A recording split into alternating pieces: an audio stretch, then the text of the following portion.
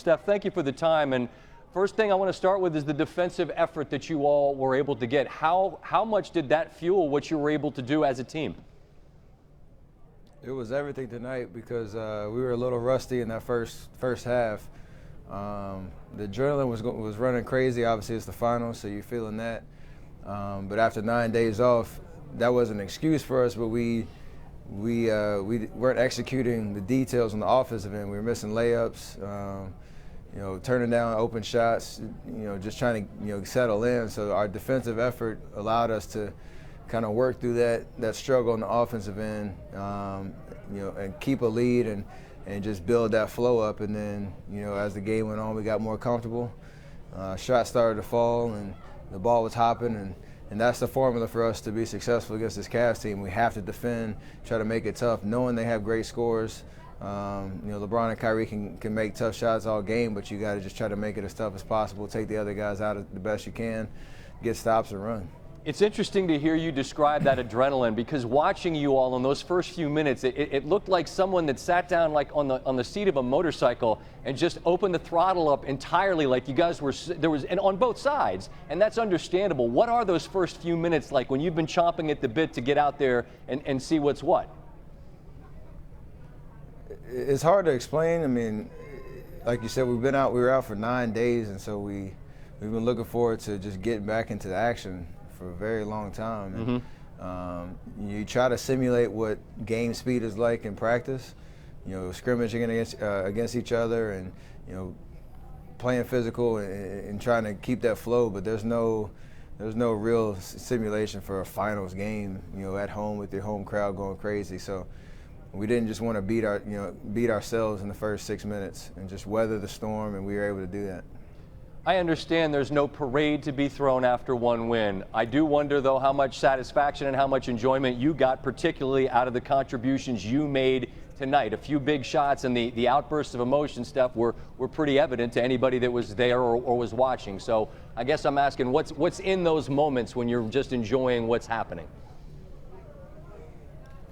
We can only focus on what's in front of us, and that's the biggest thing for us going into the series, is to enjoy the process of trying to win a championship, because it's a grind, it's stressful, it takes everything you have mentally and physically. So you don't want to get ahead of yourself, but you got to enjoy the moment. When good things happen, when bad things happen, stay positive, have fun. Try to be inspirations to each of our teammates out there to know we're locked in and ready. But like you said, we understand that there's a lot of work to be done, and this isn't a cumulative score finals. It's 0-0 come right. Game 2, so it doesn't matter how well we play tonight. We have to back it up with another great performance for 48 minutes and figure out another way to get another win.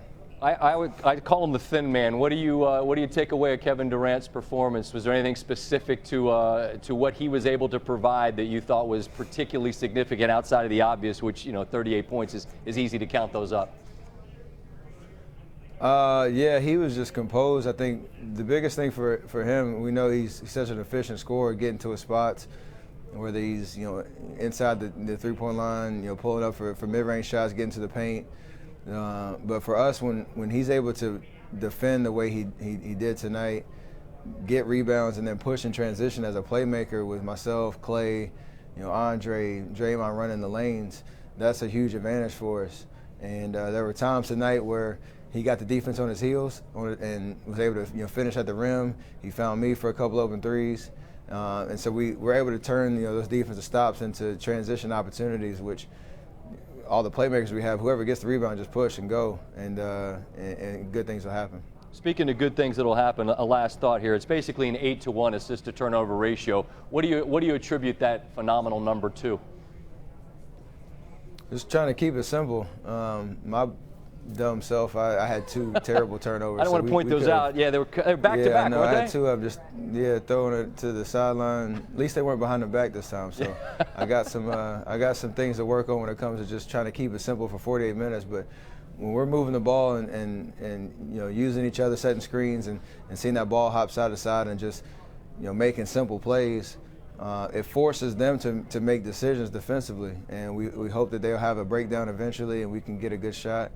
But we have to win the possession game against this team because they have so much good talent. If they try to slow the game down, if we don't execute in the offensive end, keep them off the offensive glass and win that possession game, it's going to be a struggle. Yeah, try to button up that turnover game between now and Sunday because you can't go around having half your team's turnovers. So, Steph, that's terrible. Thanks for the time. Appreciate you sitting down with us. Congratulations on Game 1 win. Thank you very much.